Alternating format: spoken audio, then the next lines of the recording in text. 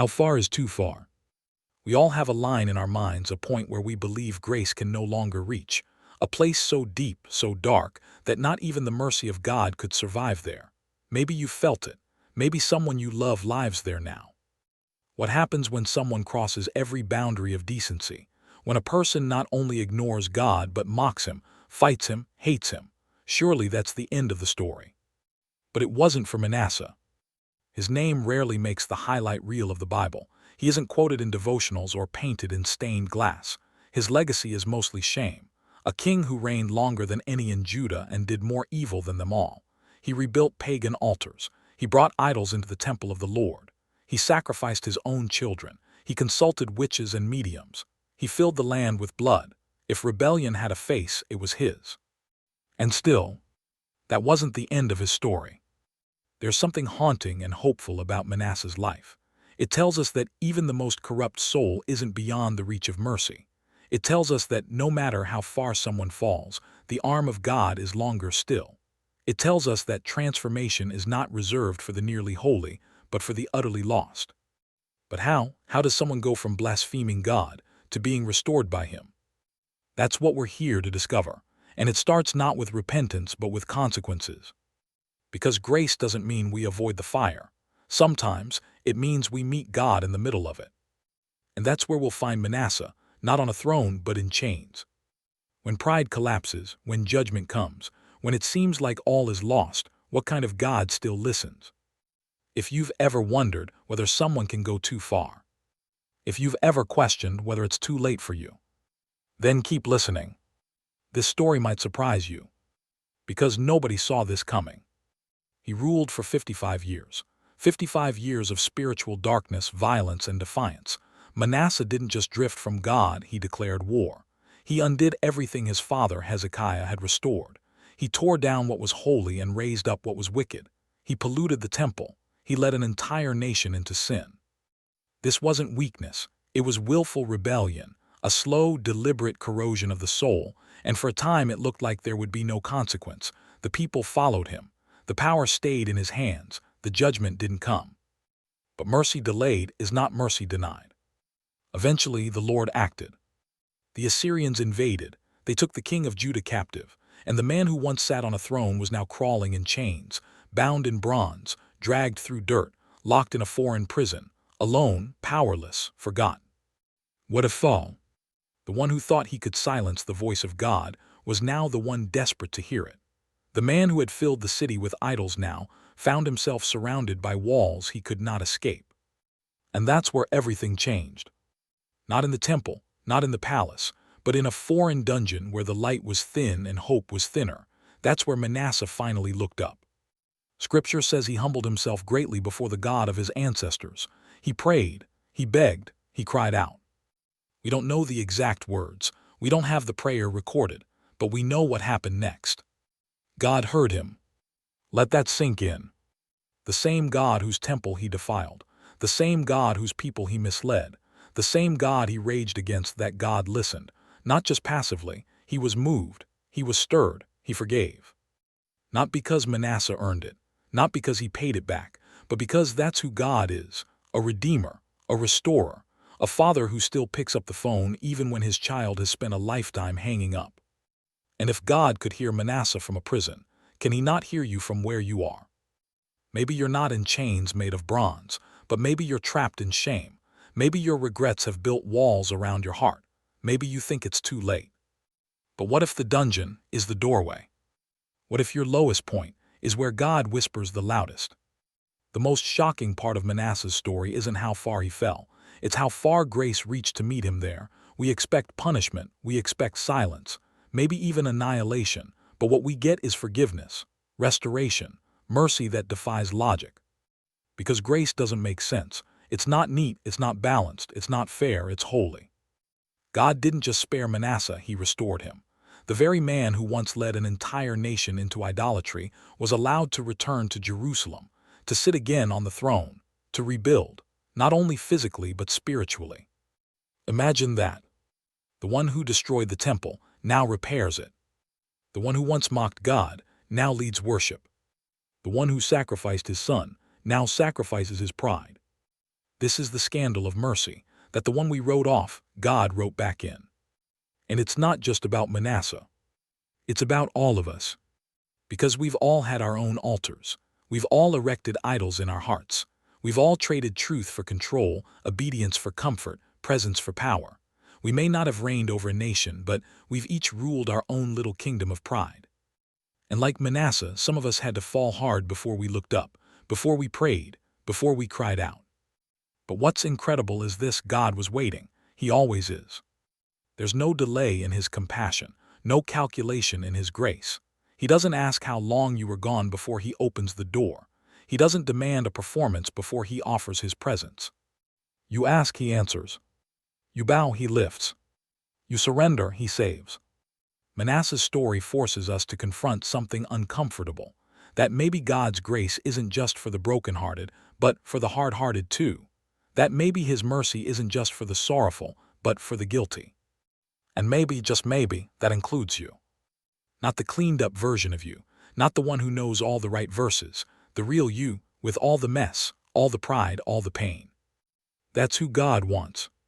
Not to destroy, but to redeem. The Bible doesn't give us the exact words of Manasseh's prayer. It simply says that he humbled himself greatly before the God of his ancestors and prayed. And somehow, in the silence of a prison cell soaked in regret and disgrace, that prayer reached heaven. And heaven responded, not with wrath, not with rejection, but with mercy. Think about that. After everything he had done, after decades of defiling sacred places, leading people into darkness, shedding innocent blood, and mocking the God who gave him breath, one prayer changed everything. It wasn't a ritual. It wasn't rehearsed.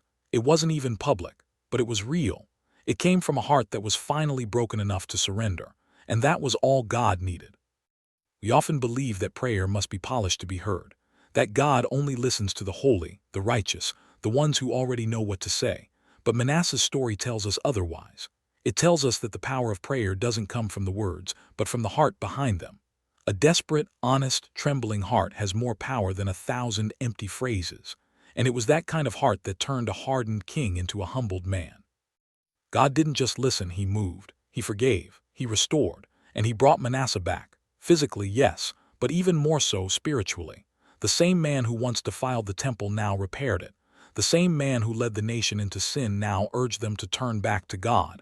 That's the power of repentance. That's what grace does when it's given room to breathe. And it all started with one moment of surrender. Maybe you think it's too late for you. Maybe you think the damage is done, that the words won't come out right, that you failed too many times. But listen, the God who heard Manasseh in chains still hears you in your silence. He still answers the broken. He still responds to the weak. He still honors the heart that cries out, God, I can't fix this, but I want you. You don't need the right words. You need a real heart. One whisper, if it's honest, can shift eternity. What God did for Manasseh didn't stop at forgiveness. He didn't just wipe away the guilt. He rewrote the story. Because grace doesn't just cover the past, it transforms the future. That's what makes this so powerful. It's not just that God forgave a monster. It's that He made him into something new. When Manasseh returned to Jerusalem, he wasn't the same man who had left in chains. The old pride was gone. The cruelty, the idols, the rebellion, he began to tear it all down. He repaired the altar of the Lord. He restored the worship that he had once ruined. He didn't just regret what he had done, he reversed direction. And that's the sign of true repentance. Not perfection, not instant holiness, but real change. A new direction, a new heart, not manufactured by guilt but born from grace. God didn't demand a performance from Manasseh. He responded to a posture of humility, and that humility bore fruit, public, visible fruit. Because when grace touches your heart, it eventually touches your life. It shows up in your choices, in your words, in the way you rebuild what you once destroyed. That kind of transformation is what the gospel is all about. It's not about fixing yourself so God will love you. It's about being loved so deeply that you begin to change from the inside out. That's the difference between religion and redemption. Religion says, prove yourself. Redemption says, receive me. Religion says, earn it. Grace says, I already paid. And when you believe that, when it truly hits you that God met Manasseh at his lowest and still called him back, you begin to wonder, could He do that for me? Yes, absolutely yes. Because God doesn't just restore kings. He restores addicts. He restores failures. He restores liars, cheaters, skeptics, hypocrites. He restores people who gave up years ago and think it's too late to come back. If he can change a man like Manasseh, what makes you think you're the exception? Your story doesn't have to end in shame. There is still time.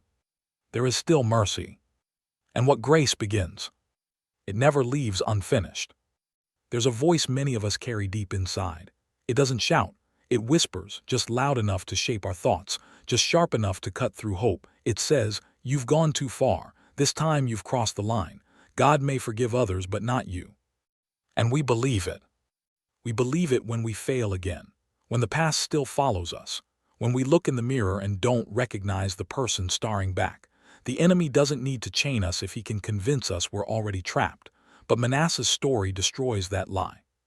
Because if anyone should have been too far gone, it was him. He wasn't someone who sinned in secret.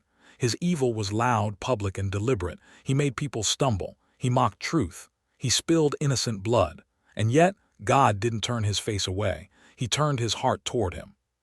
This is the kind of grace that scandalizes religious minds, because it doesn't come with disclaimers. It doesn't check your resume. It just arrives when you least expect it, where you least deserve it.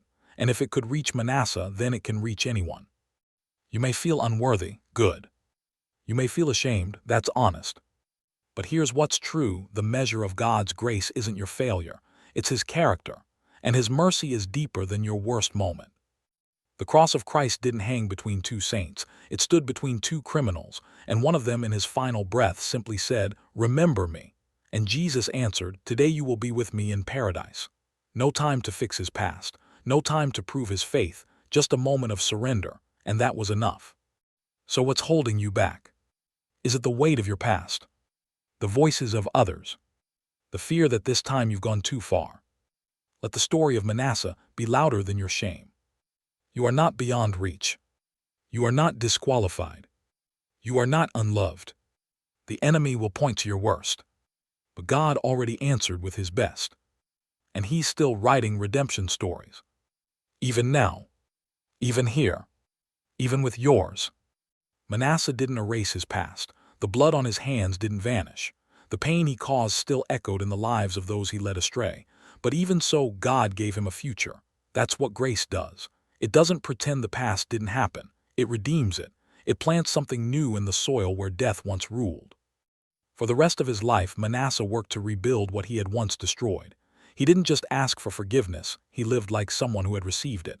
And that's the fruit of true transformation. Not perfection, not performance, but direction.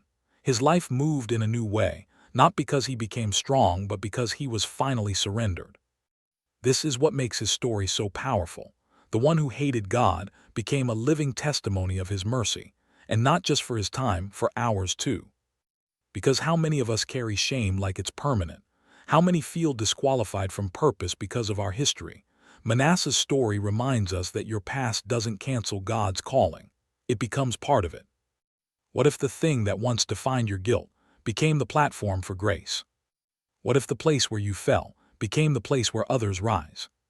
God doesn't waste wounds. He doesn't ignore scars. He uses them to speak to people who are where you were, to reach those who believe they've gone too far. Because sometimes the most powerful sermon isn't from a perfect mouth, it's from a rescued life. You may not be proud of your story, but grace isn't afraid of it. In fact, it's what makes your testimony real, relatable, redeemed. And maybe that's what you needed to hear today. That you don't need to pretend anymore. That you don't have to carry it all alone. That God isn't asking for someone polished. He's calling someone honest. Someone like Manasseh. Someone like you. We need to ask the question, what kind of God responds like this? What kind of holy, all-powerful, perfectly just creator listens to a man like Manasseh and chooses mercy instead of destruction? The answer is both simple and stunning, a God who is not like us. Because if we were in charge, we would have written him off. We would have remembered every child sacrificed, every idol lifted, every time he spit in the face of heaven. We would have closed the door, thrown away the key, declared him unredeemable, but God didn't. And he still doesn't.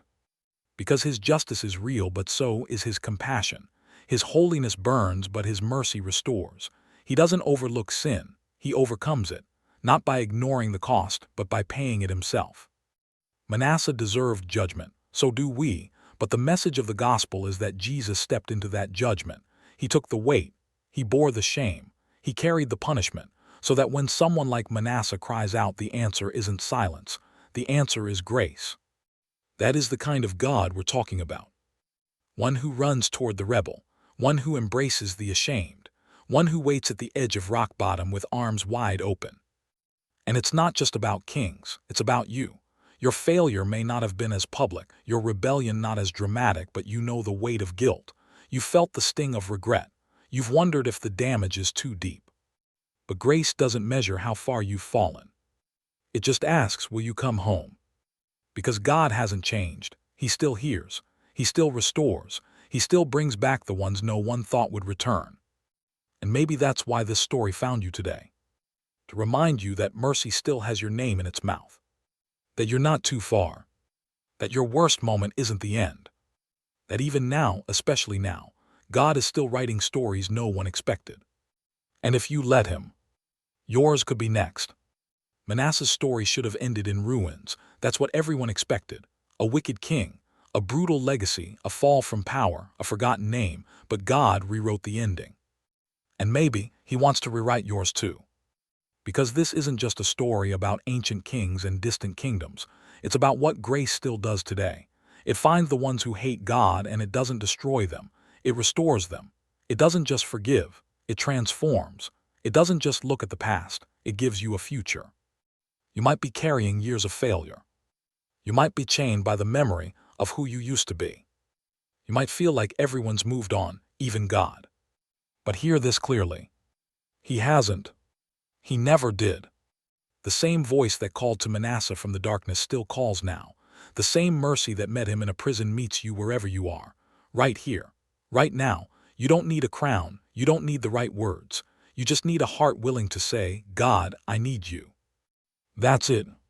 That's where everything begins.